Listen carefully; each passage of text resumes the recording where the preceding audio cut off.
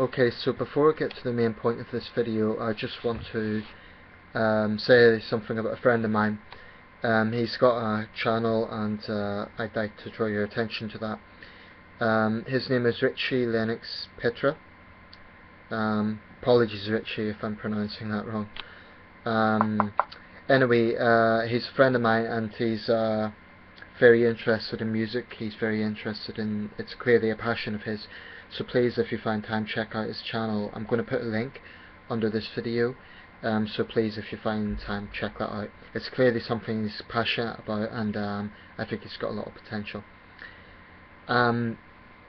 Okay, so today there was significant news that the Yes campaign regarding the Scottish Referendum is having something of a momentum, because for the first time a YouGov poll indicates that they are narrowly in the lead. This is the first time it's indicated it that way, because so far the No campaign has been narrowly in the lead. So as a unionist, of course, this is of concern to me. I do think that polls can never be a concrete reflection on what is actually happening, rather a narrow indication. So I am concerned about this, but not so concerned that I think it's all over. It is way too close to call. So really it could go either way. There was recently reports that there may even need to be police at polling stations, which is unfortunate, because the emotions are running very high. Look, put simply, the importance of this for this country, if you're a British viewer, cannot be underestimated. In 10 days, our country could be gone, could be changed forever. And for me, that is just unimaginable. And yet, it's a real possibility. One of the things that I find most striking about this referendum is that whilst there has been a lot of coverage, and to give an example of that, it's Time magazine, American magazine, very famous. They have a special report on this, why Scotland might quit the United Kingdom. It's dominating a lot of magazines here, and it's dominating the news, rightly so, because this will be one of the most profound, maybe the most profound decision in this country in our lifetime. It's that important. So I'm nervous, quite frankly. I'm nervous about what way this could go, because even if the No campaign win, it is going to be very tight, which means there's a lot of people in Scotland that are disillusioned with the Union, and that is a problem. It's something we will need to address. I remember seeing one woman this week complain that she doesn't want to vote yes, but she will, because she didn't see any other option, and she argued it was David Cameron, not nationalists, who had put the option of Devo Max.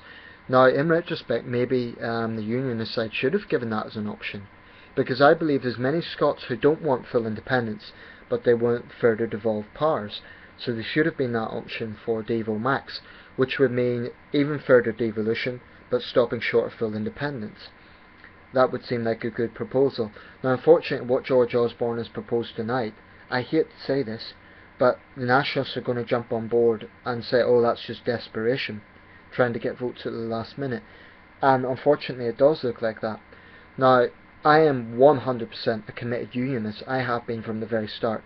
For me, there's no question about it. It's not even an issue of, I've seen nationalists say, oh, this will be an opportunity to get rid of the Tories. The point is, you can get rid of them next year anyway in the general election. But independence is forever. There's a few things I want to say here about the remaining three home nations, and it's something that I do take issue with. Of course this is about Scotland, but let's not think this is only about Scotland. When Scotland leaves the UK, if it leaves the UK for that matter, it will impact the whole country. Let's be clear, the United Kingdom is a country.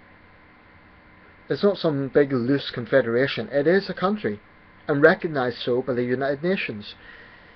So I think it's dubious that English, Welsh and Northern Irish people cannot vote about the future of their country. I think that's dubious. I don't know what way it would go if we could vote. I suspect it would be for the Union, but Not long ago, a newspaper from the northeast of England, the Journal, made a report whereby you could click whether you would support yes or no, even if you don't have the vote, and the sort of indication of what way the trend would be.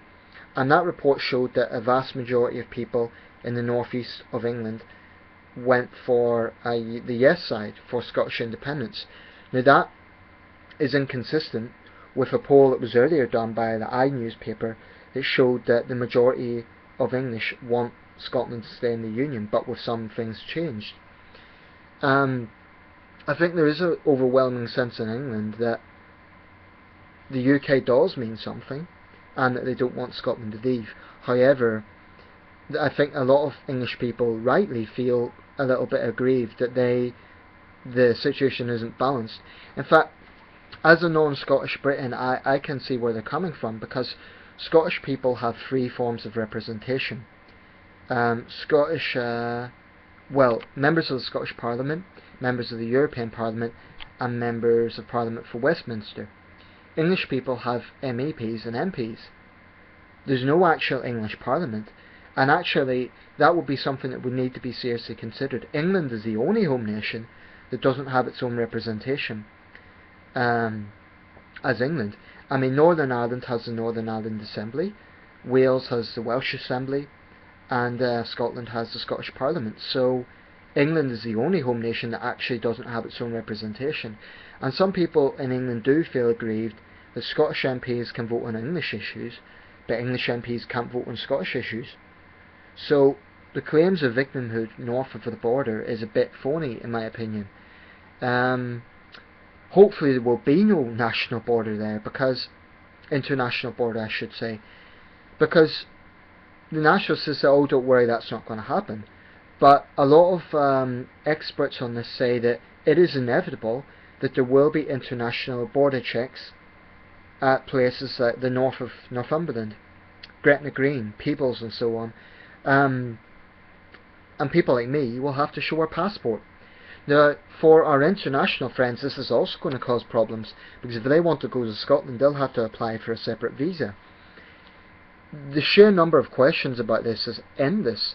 I mean, not only the economic questions for Scotland, but there's questions, for example, what will this country actually be known as if Scotland breaks away? The core of the United Kingdom is the England-Scotland Union. Now, if Scotland breaks away, can we still be the United Kingdom with just three nations? It was never a United Kingdom between England and Northern Ireland, or England and Wales, although they're also members of the United Kingdom. The core of the Union was this English-Scottish Union. So Scotland breaks away, the United Kingdom is essentially dead. Are we going to be the Union of Great Britain? The Tri-Confederacy of Great Britain? I mean, this is a serious question. What are we actually going to be known as? Then, of course, it will provoke nationalists in Wales. They could break away. Northern Ireland eventually could become part of a United Ireland. Basically, it's going to change everything.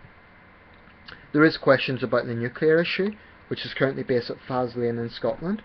There's going to be resentment in England if that's moved to somewhere in England.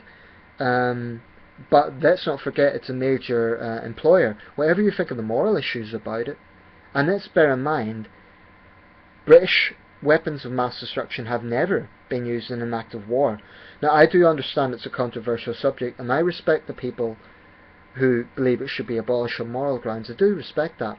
Personally, I'm in favour of hugely scaling back nuclear weapons, but I'm against completely getting rid of them. Not when you have a nuclear armed China, when you have a nuclear armed Russia, when you have potentially nuclear armed North Korea. I think that's just naive. So I believe in scaling back our nuclear deterrent, but I'm against completely abolishing it at this time. But really, there's so many questions that need to be asked. This is going to change every institution in the United Kingdom. Monarchy. Will Scotland still have a monarchy? And what implications will this have for the remaining three home nations? I'm going to leave it there, but I'm not overly worried about this poll today, but those of us on the Unionist side cannot be complacent, because it is way too close at this stage. If I could vote, believe me, I would be. And I would be encouraging my friends to vote for the Union. But there's this situation now where only people in Scotland can vote, and I do think that's somewhat unfair, given that this is going to impact the whole country. Yes, it's about Scotland, but it's not a case of the English, Welsh and Northern Irish voting for England, Wales or Northern Ireland. This is a family of nations that consists of one larger nation. So a vote for Scottish independence will change everything. You know, when Scottish people complain about the Tories, I would say, don't believe that everyone south of the border, everyone in England, is pro-Tory. There's many people in England don't like the Tories' policies either. But the Scottish nationalists' agenda for welfare is not going to be laid clear until 2015. So there's this idea, I think, north of the border, that the Nationals have this great socialist vision. But actually, a lot of their policies have not been presented very clearly. So it is a massive gamble. I mean, they're going on this sort of socialist utopian vision, and everything the Nationals says is all, oh, everything's going to be perfect, it's all going to be wonderful. For example, they base themselves on the Norwegian model. But I saw a report today by a Norwegian expat living in London saying that actually that's misguided, because whilst Norway is a very progressive country today, they went through a lot of pain to get to that stage. If I could find that article, I'll put a link to that. Anyway, I'm going to leave it there. Believe me, there'll be more videos on this subject. But I cannot believe within 10 days our United Kingdom could be gone. For me, nothing is more important in this country right now. And it's just such an important issue. I mean, this will change my life. If Scotland goes out of the UK, this will change my life. Okay, thanks for watching.